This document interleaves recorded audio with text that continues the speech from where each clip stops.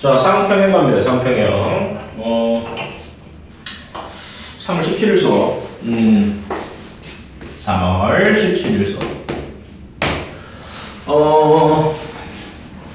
이 사태가 언제까지 갈지 모르겠는데, 일단은 완자과학부는 이까지 배워도 학교 시험 진도까지는 뭐 이상으로 나왔던 것 같긴 하지만, 일단은 3편까지 진행을 한다 그러면, 일단, 그리고 오늘 상평이라고 하는 거는 좀 짧습니다, 사실 내용이.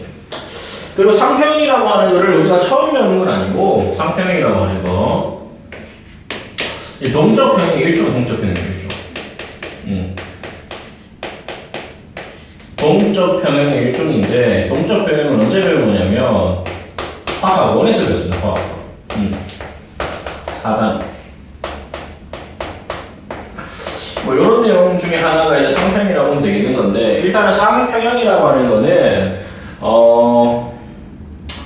물질의 상태 그리고 압력 그리고 온도라고 하는 거의 관계를 이제 표시한 거라고 하는 거를 이제 상평의 그림이라고 보시면 될 것 같고, 그리고 상평이라고 하는 거는 일단은 어떻게 일단 좀 정리를 해야 되냐면 상평형, 상평형. 그러니까 일단은 이 상이라고 하는 게 뭔지부터 좀 알아야 될 텐데, 상. 여기서 하는 상이라고 하는 걸 간단하게 얘기를 하게 되면은 고체, 액체, 기체입니다. 고체, 액체, 기체.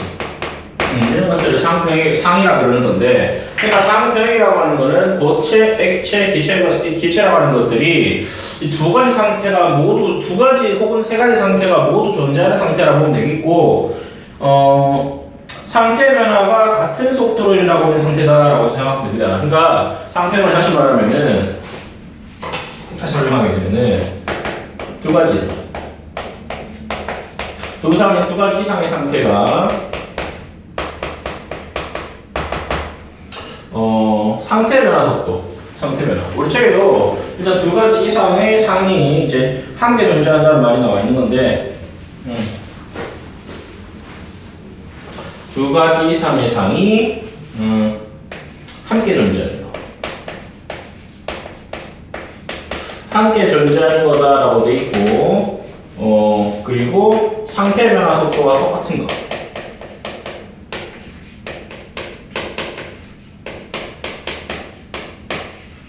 뭐 이런 거를 상평이라고 그러는 것인데, 좀 바꿔서 하면은 뭐 이런 거나 보면 됩니다. 또 지난번 옛날에 배웠겠지만은, 자, 이런 이제 그 밀폐 용기 같은 게 이렇게 다 주죠. 밀폐 용기 같은 게.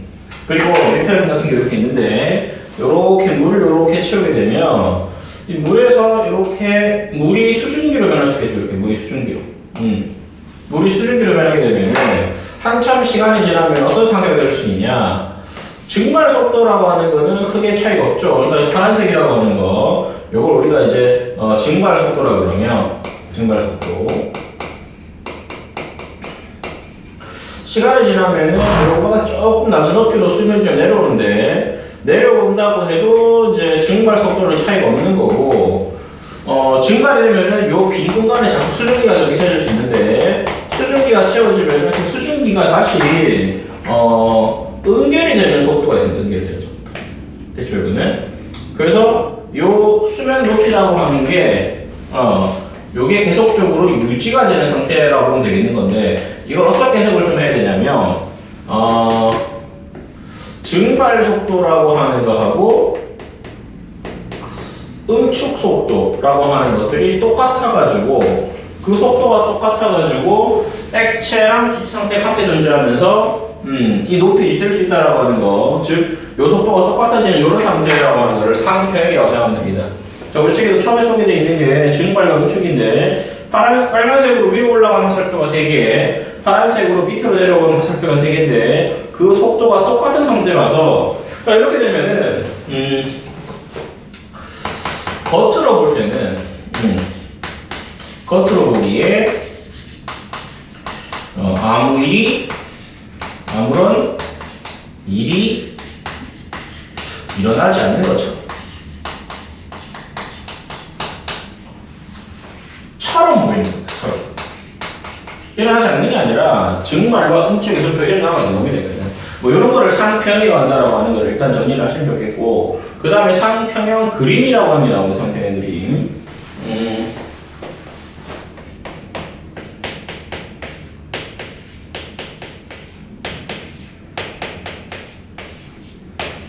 상평행 그림이라고 하는 거는 물질의 안정한 상태, 물질의 안정한 상태를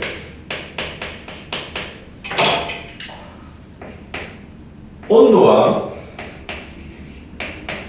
압력이라고 하는 거를, 압력이라는 정보를 집어넣어서 표시한 그림이라고 하는 거를 상평행 그림이라고 생각하면 됩니다. 자, 우리 책에도 그렇게 일단 정리가 되어 있는 건데, 그러면 어떻게 일단 보통 좀 많이 그려지냐면, 보통 두 가지를 좀 잘 보게 됩니다. 첫 번째가 물의 상평행 그림.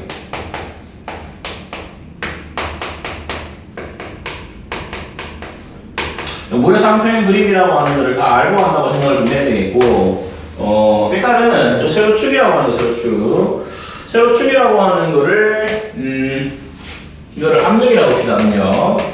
그러니까 위로 올라가면 압력이 커지는 거고, 그래프상에서 아래쪽으로 내려면 압력이 좀 작아지는 거라고 보면 되겠고, 이 가로축이라고 하는 거를 이렇게 온도, 가로축이라고 하는 거를 이렇게 온도라 그러면, 일단은 곡선을 세게 그릴 수 있는데, 우리 책에 나와 있는 것처럼 곡선을 세게 그릴 수 있는데, 일단 어떤 게 있냐면은, 일단 삼중점이라는 게 있습니다. 삼중점이라고 하는 게 뭐냐면은, 고체와 액체와 기체가, 고체, 액체, 기체라고 하는 게, 세 가지 상태가 모두 있을 수 있고, 걔들이 이제, 상태 변화 속도가 동일할 수 있는 그런 점을 삼중점이라고 보면 되겠는데, 자, 우리 책에 삼중 나와있죠, 이렇게. 여기 나와서 잘 보니까 얼마나 나와있냐면, 온도가 0.01도씨, 이렇게 나와있죠. 온도는 이렇게 도씨. 여기 씁시다, 이렇게. 그리고, 요게 몇 개월이냐면은 0.006기압. 이건 ATM입니다. ATM. 뭐 이렇게 나가는 게 삼중점이라고 보면 되겠는 건데, 그럼 어떤 일이 생기냐면 삼중점에서 이렇게 아래쪽으로 그려지는. 그러니까 이렇게 그려지는 그래프 안에 있는 거라고 보면 되겠고, 그 다음에 요렇게 올라가는 그래프, 또 요쪽으로 올라가는 그래프를 쓸 수 있는 건데, 사실 이거 길게 그리면 안 되겠죠. 주변에 좀 잘립니다, 이렇게.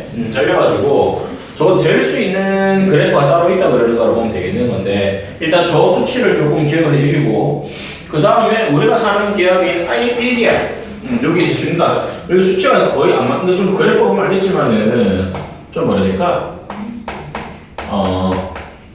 너무 이제, 0.006과 1이라고 하는 관계가 안 맞게 좀 그려져 있는 건데, 다 그려져 있습니다, 그거는.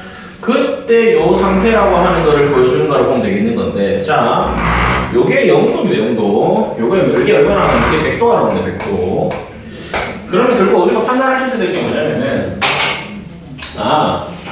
1기압에서 0도 C야일 때는 물이라고 하는 거 고체니까, 여기 안의 상태라고 하는 거를 이제 고체, 쉽게 말해서 얼음으로 판단할 수 있을 거구나. 여기 상태에서는 이제, 여기는 상이라 그래가지고 곡선 이름이 있는데, 요거는 이제 융해곡선. 요건 융해곡선. 이거는 증발하는 그래프라고 보면 되겠는데, 증기압력 곡선이죠. 우선 우리 책에 증기압력 곡선 나와있는데, 증기압력 곡선. 증기압력 곡선이고, 그리고 요 그래프라고 하는 거는 승하곡선인데, 바꿔 말하면은 여기에 있는 요 선은 어떤 걸 설명하냐면은 이 온도, 이 기압에서는 결국은 이제 얼음과 물이라고 하는 게 같이 상평을 이루고 있는 곡선이라고 보면 되겠고, 증기압력 곡선이라고 하는 거는 수증기랑 물이 이제 동적 평행 상태, 즉 상평행 상태를 유지하고 있는 그런 곡선이라고 생각하면 되겠고, 요 곡선이라고 하는 거는 승화가 될 수 있는, 즉 얼음과 수증기, 그러니까 고체랑 기체가 이제 같이 상평에 이룰 수 있는 그런 곡선이라고 보시면 될 것 같은데, 그러면 이거는 이제 융해 곡선이니까 이제 고체보다 온도가 높아져가 녹아 있는 이제 액체 상태라고 보시면 될 것 같고, 물이라고 보면 됩니다. 여기는 기체 상태를 표현하는 거라고 보면 되겠는 거고, 수증기죠, 수증기. 오케이. 이렇게 일단 보시면 될 것 같은데, 하여튼 이런 식으로 이제 그려진 물체 상태라고 하는 거를 압력과 온도에 따라서 그리는 걸 우리가 상평행 그림이라고 생각하면 됩니다. 상평행 그림. 책에도 용해곡선이라는 말이 나와 있는데 용해곡선 고체와 액체가 표현을 이루는 온도와 압력을 나타내는 곡선이라고 보면 되겠고 곡선상에 있는 것들은 전부 다 저렇게 고체와 액체가 평행을 유지하고 생각하시면 될 것 같고 그리고 여기 영도라고 나와 있는 거는 우리가 살고 있는 일각에서의 이제 여기 곡선상의 점이라고 볼 수 있으니까 이게 이제 어느 점이죠? 어느 점? 일각에서 혹은 뭐 녹는 점이라고 하는 게 없겠고 그리고 얘는 이제 백도니까 액체하고 기체하고가 상평 상태를 이룰 수 있는 그런 곡선이기 때문에 이걸 이제 끓는 점이라고 합니다. 됐죠? 이런 정보들을 알 수 있는 거라고 보면 되겠는데 뭐 조금 더 보탠다 그러면은 만약에 기압이 높아지게 되면은 물의 어느 점이라고 하는 게 여기로 내려오겠죠. 이렇게 좀 높아지게 되면은 이게 어느 자체가 이렇게 좀 내려갈 수 있겠고 이렇게 끓는 점이라고 하는 게 조금 높아질 수 있는 건데 뭐 한때 이렇게 안정한 상태일 때 어떤 특정한 기압에서 안정한 두 상태라고 하는 거를 선으로 꼽는 거를 이제 용해곡선, 증기압력곡선, 승합곡선이라고 생각하면 됩니다. 됐죠? 그래서 우리 책에도 이제 용해곡선이라고 소개를 나와 있는데 그러니까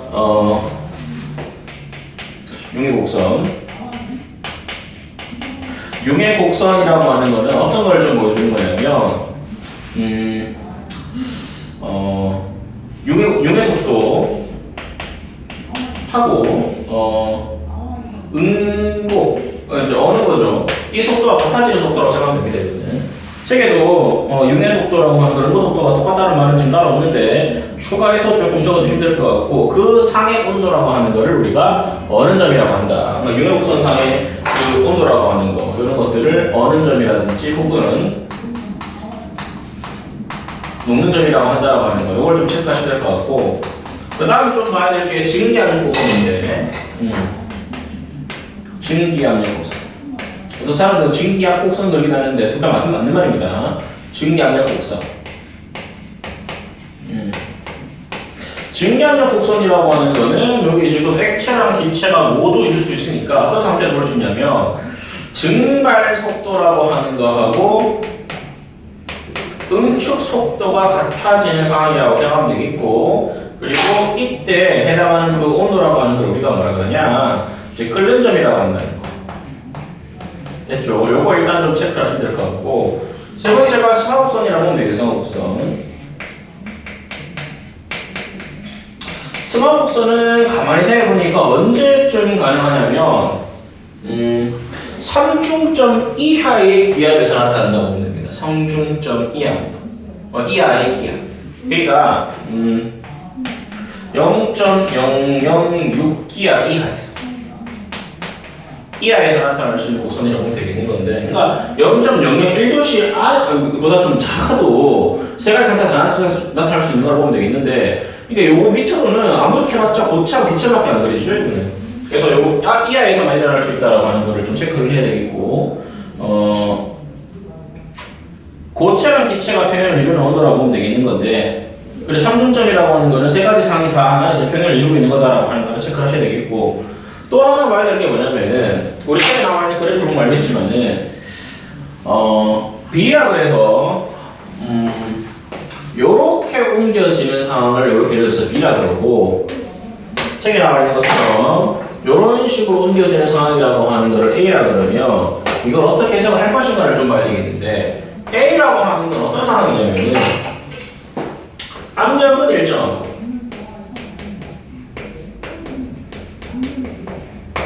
온도는 자꾸 증가하는 이런 그래프라고 보시면 되겠는데 그러면 우리 책 밑에 나와 있는 것처럼 압력을 일정하게 하고 온도를 높일 때 어떤 일이 생기냐라고 하는 건데 그건 당연히 고체라고 하는 게 액체가 되고 액체라고 하는 게 기체가 되죠 이렇게 그래서 이런 걸 우리가 여기 넘어갈 때는 순간적으로 고체하고 액체가 공존하는 구간이 있는데 그걸 우리가 녹는 점이다라는 표현을 좀 쓰는 거고 녹는 점 얘는 액체라고 하는 거하고 기체가 공존하는 구간인데 이걸 이제 끓는 점이라고 하죠. 끓는 점 절대 상태를 나타낸다라고 하는 걸 저런 식으로 일단 해석할 수 있을 것 같고 이건 크게 어려운 게 아니니까 뭐 그렇다라고 하면 되겠고 이걸 뭐 용해라고 그러고 용해라고 그러고 이걸 음보라고 그러죠, 음보. 아, 뭐야? 이건 기와라고 그러죠. 혹은 증발을 아니 기와라고 할 수 있는 건데, 어쨌거나 이런 식으로 일어났다라고 하는 걸 보면 되겠는 거고, B라고 하는 건 어떤 거냐면, B. 온도가 일정하죠. 온도가 일정한데, 압력이라고 하는 게 증가할 때를 말하는 겁니다, 이거. 그건 좀 희한한 게 뭐냐면은, 물의 상평형 그림에서 용해곡선이라고 하는 거는 이 기울기가 음의 기울기, 음의 기울기. 이게 뭐를 의미하는지를 좀 봐야 되겠는데, 일단은, 지체 상태의 애가, 얼음이 될 수 있죠, 얼음. 그러니까 얼음이니까 고체가 될 수 있는 거라고 보면 되겠고, 고체 상태라고 하는 거에서 다시 이제 X 상태로 바뀐다고 보면 되겠는 건데, 원래 알아야 되는 게 뭐냐면은, 압력이라고 하는 거를 자꾸 높이게 되면은, 부피는 줄어들어야 되겠죠, 부피. 부피가 줄어든다고 하는 거고, 부피가 줄어든다라고 하는 건 결론적으로 밀도가 높아진다고 봐야 되는데, 됐죠? 근데 놀랍게도, 오른쪽으로 가면 갈수록 밀도가 좀 작아진다는 건데, 그러면 물이라고 하는 거는 얼음과 물이 있으면 원래는 보통 이제 고체로 가야 되는 건데, 누르면 누를수록 거의 가까워지면 고체로 가야 되는 건데, 물은 희한하게도 얼음보다 물이 좀 더 밀도라고 하는 게 더 크다고 이렇게 볼 수 있죠, 밀도가. 그게 이유가 뭐냐면은 아까 말했던 것처럼 용해곡선 기울기가 음의 기울기이기 때문에 가는 겁니다. 다시 용해곡선이 음의 기울기이기 때문에.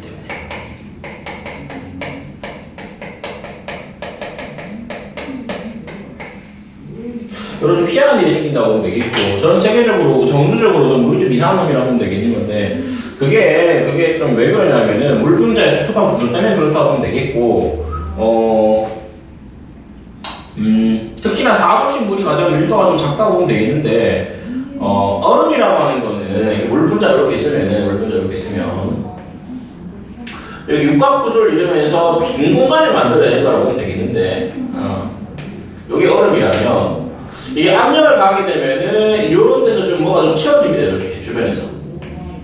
주변에 있던 애들이 줄어들면서 오히려 좀 빽빽해진다고 보면 되겠는 거고, 이 빽빽해지는 게 오히려 좀 물이 된다고 좀 보면 되겠는 건데, 하여튼 어쨌거나 조금 희한한 현상인데, 이렇게 가면 갈수록, 그러니까 저기 정말 수증기보다 당연히 이제 밀도가 더 큰 게 얼음이긴 한데, 원래는 수증기 다음에 물 다음에 얼음이 돼야 되는 건데, 이상하게 물만 거꾸로 됐죠, 이거. 그러니까 기체에서 액체, 고체로 가는 게 원래 패턴인데, 얘는 기체에서 액체로 갔다, 고체로 갔다 액체로 가는 거니까. 됐죠, 이거는. 그래서 약간 좀 얘는 패턴이 다르다라고 하는 거, 그렇게 일단 좀 체크를 하시면 되거든요. 그래서 하여튼 요렇게 일단 좀 기억을 좀 했으면 좋겠고, 이걸 어떻게 봐도 관계 없냐면은, 요렇게 봐도 하면 되겠네. 요렇게 봐도 이렇게 봐도. 이게 뭐냐면 이제 분자간 거리라고 하는 거는 오히려 반대로 얘기할 수 있다는 거니까. 그렇지, 좀 하지, 이거. 다시. 밀도라고 하는 거는 가면 갈수록 이렇게 커지는데, 분자간 거리라고 하는 건 오히려 가면 갈수록 좀 줄어든다라고 하는 게, 물의 상평 그림에서 볼 수 있는 좀 특징이다라고 하는 걸 좀 보시면 될 것 같고, 오케이. 그리고 용해곡선이라는 말을 좀 하고 있는데, 용해곡선은 따로 이제 음의 기울기다라고 하는 걸 따로 설명하고 있죠. 그러면 이제 이런 일이 좀 생길 수 있다. 원래는 이제 액체 다음 고체해야 되는 건데, 오히려 고체에서 액체로 갈 수 있다라고 하는 거. 뭐 그렇게 일단 정리를 좀 하면 됩니다, 이거는. 오케이. 그래서 그렇게 일단 정리를 좀 해야 되겠고, 그리고, 이산화탄소라고 하는 거에 상평형 그림이 나오는데,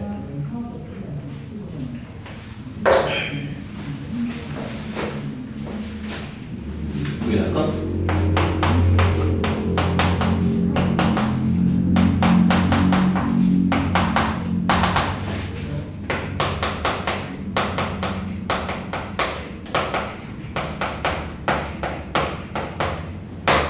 여기도 마찬가지 압력 온도 그래프를 좀 그려봅시다. 압력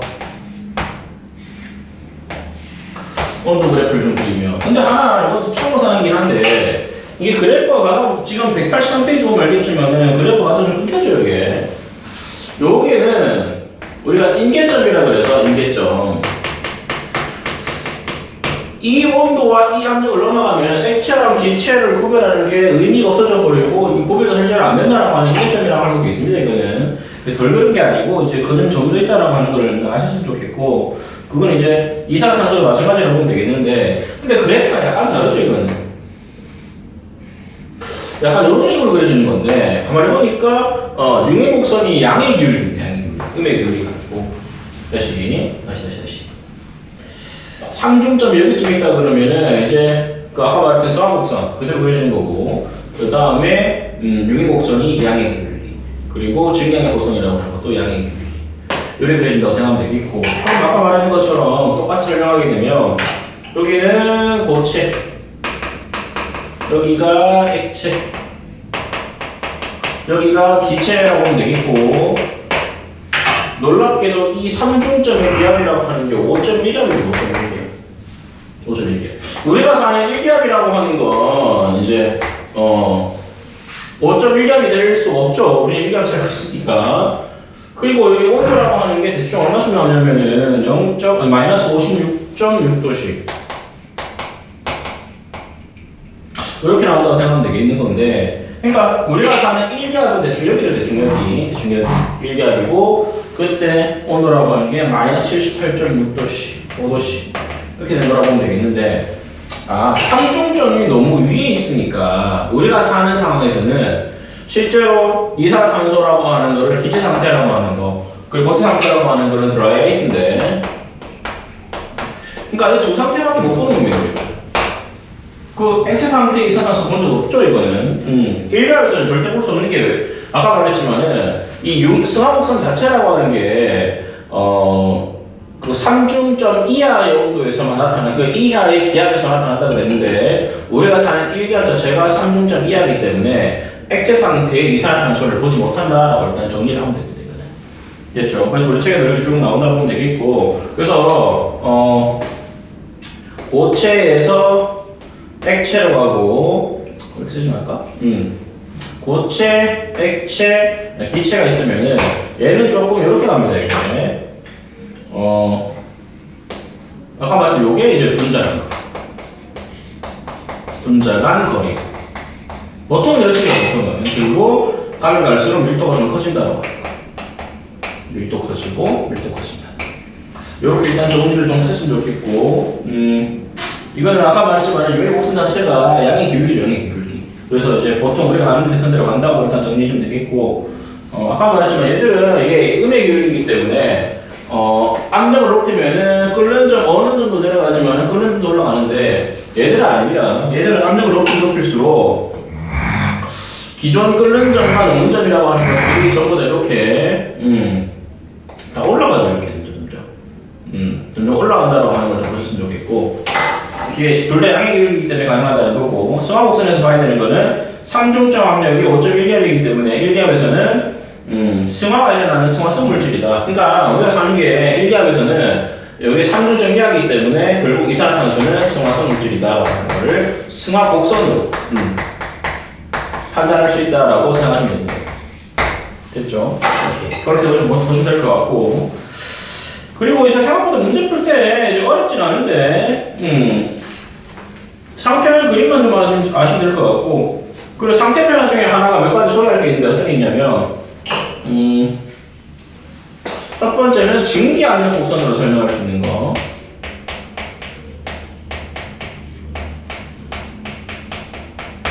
특히나 이제 물과 관련된 거라고 보면 되겠는데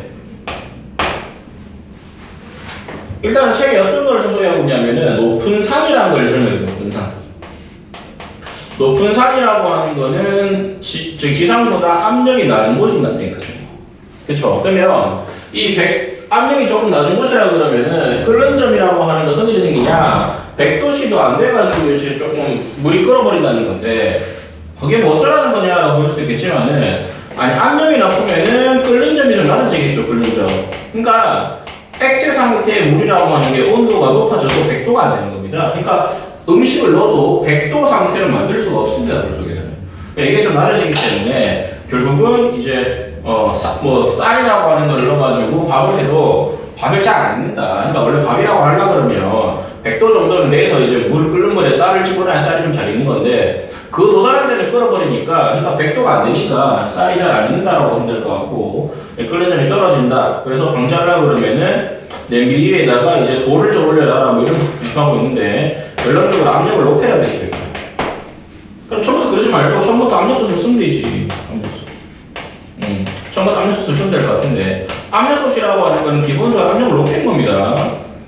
거의 밀폐된 공간에서 자꾸 수증기를 집어넣게 되면은 이 수증기 자체가 압력을 높이기 때문에 안에 있는 물이 120도는 돼야 끓는다. 즉 끓는 점이라고 하는 걸 좀 높일 수 있죠. 끓는 점이라고 하는 걸 좀 높일 수 있기 때문에 그래서 이런 식으로 하게 되면은 음식이 좀 빨리 익는다라고. 그러니까 물 안에 담가놓는데 물 온도 자체가 100도가 넘어가니까 그 안에 있는 그 음식이라고 하는 것도 쌀이라고 하는 것도 이제 100도가 높은 온도에서 온도를 이제 열을 받는 거니까 결국 더 빨리 익는다. 뭐 이런 내용들이라고 생각하면 됩니다. 예를 들게 없는 게 이상하면 맨날 높은 산에서 밥한다 이런 말을 하고 있는데 높은 산에서 밥하면 안 됩니다. 요즘은 잡혀가는데 한턱소스라고 하는 거를 쓴다라고 하는 거. 그렇게 일단 정리를 하시면 될 것 같고 그 다음에 설명할 수 있는 거는 승하곡선이라고 보면 되겠네. 승하곡선.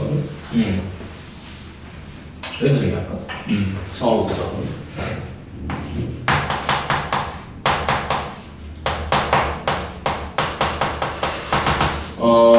동결건조에 대한 설명이 동결건조. 동결건조라고 하는 거는 말 그대로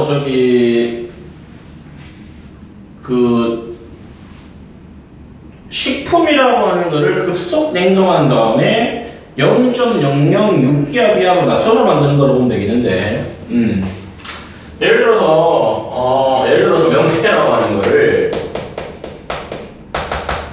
얼린 다음에 0.006기압 그러니까 3중점 이하의 기압인데 이렇게 떨어뜨리게 되면은 명태 속에 들어가 있던 얼음이 바로 승화돼가지고 수증기로 바뀌겠죠.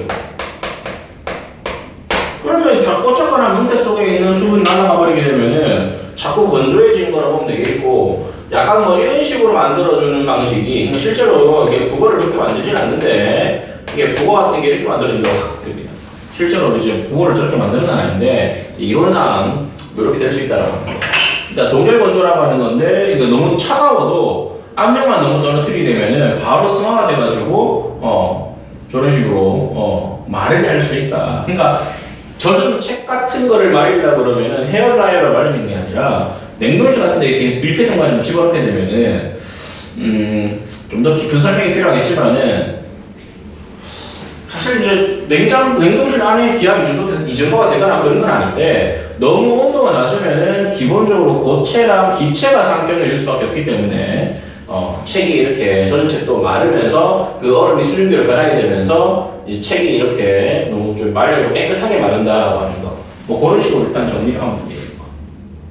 이 동결건조라고 하는 거는 그런 식이다라고 하는 거 보시면 될 것 같고 그 다음에 융해곡선도 하나 설명할 수 있는 게 있는데 그거 보죠. 융해곡선 세 번째 밑에 융해곡선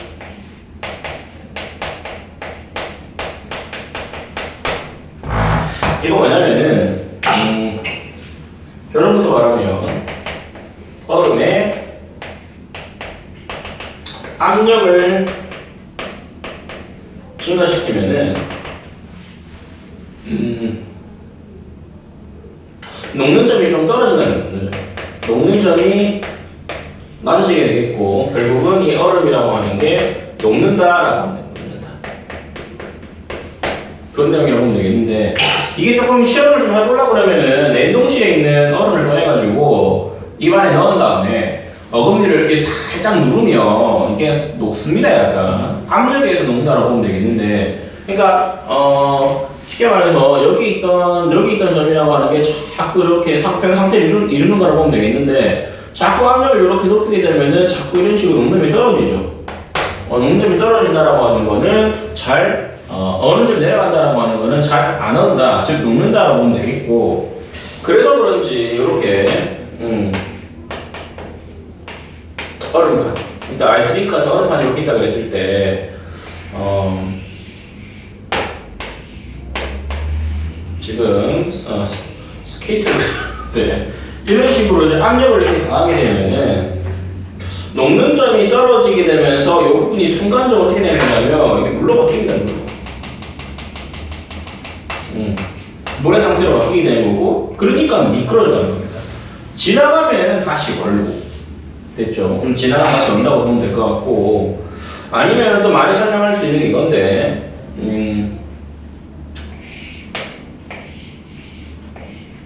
자, 여기는 얼음이 닫힙니다, 얼음. 얼음이 이렇게 있다 그러면, 여기다가 이렇게 실 같은 걸 이렇게 매달고, 실 같은 걸. 여기다가 무거운 축 같은 걸 이렇게 매달게 되면은, 지우가 자꾸 얘를 잡아당기게 되면은, 이 실이 밑으로 압력을 이렇게 가면 돼요, 이렇게 압력을. 그럼 실이 점점 밑으로 이렇게 내려오겠죠, 이렇게. 또 압력 가하면은, 또 실이 내려오고, 이렇게. 이런 식으로 자꾸 쭉 내려와가지고, 이 그림을 계속 그리게 되면, 실제로 이렇게 그릴 건데, 이 실이 아래쪽을 다 통과하게 되면은, 결국은 이 실이 아래쪽으로 쑥 내려올 텐데, 그런데 이제 얼음은 붙어 있습니다. 왜 그러냐면, 이 얼음이라고 하는 거가 이제 압력이 좀 다시 낮아지면은, 다시 어느 정도 높아지기 때문에 다시 들러붙는다고 생각합니다. 그래서 이렇게 줄을 매달아서 이렇게 떨어뜨리면은, 이 실은 통과해도 얼음 덩어리는 이제 그대로 붙어 있다라고 합니다. 그게 우리 책에 나와 있는 오른쪽 그림이라고 생각하면 됩니다. 그래서 결론은 얼음에 압력 가하면은 녹점이 떨어져서 순간적으로 좀 녹을 수 있다라고 하는 겁니다. 그래서 내용이 한 이만큼 안 돼가지고 크게 어려운 건 없고, 뒤에 문제도 크게 어려운 건 없는데, 저기 뭐 186쪽에 그린 거 알겠지만 다 상표의 그림밖에 없죠, 이거는. 뭐 부가적으로 조금 나오는 게 저기 상태변화 그림이 몇 개 나오긴 하는데, 어쨌거나 물하고 이산화탄소를만 일단 기억을 하시면 될 것 같고, 물은 100% 나오는 거고 이산화탄소도 100% 나온다고 생각하면 됩니다. 이거는 일단 그렇게 보시고 문제를 좀 푸시면 될 것 같고, 이러면은 이제 대답은 산연기 평형 전까지니까 문제가 좀 많겠죠. 이거는 일단 199쪽까지 풀시면 될 것 같은데, 문제는 이게 이제 이 사태가 언제까지 갈지는 잘 모르겠고, 다음 주에는 복귀를 한다고 생각을 하면 일단 내신 대비를 좀 해야 될 것 같아서 1등급 만들기라는 별도 요소를 좀 할 생각입니다. 지금 일단은 내일 발표한다 그러던데 줄까 이렇게 그때까지는 일단은 이제 요거 다 푸시고 교재를 바꾸면 바꾼다고 말씀을 드릴 테니까 어쨌거나 과제 좀 충실하시면 좋겠습니다.